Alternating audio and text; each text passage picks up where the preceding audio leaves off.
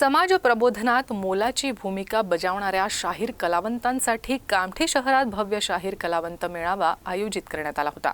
यात राज्यभरातून शाहीर कलावंत मोठ्या संख्येने हजर होते। शतकानुशतके शाहीर कलावंतांच्या माध्यमातून लोकांचं मनोरंजन आणि समाज प्रबोधन होत आहे। शाहीर कलावंतांची भारत देशात 64 कला प्रकार आहेत। यातच कामठी शहरात वस्ताद भीमराव बावनकुळे यांच्या स्मरणार्थ भव्य शाहीर कलावंत मेळावा आयोजित करण्यात आला। यात महाराष्ट्रभरातील हजारो शाहीर कलावंत सहभागी झाले होते।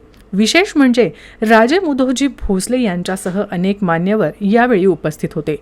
सर्व कलावंतांनी आपापली कला सादर केली।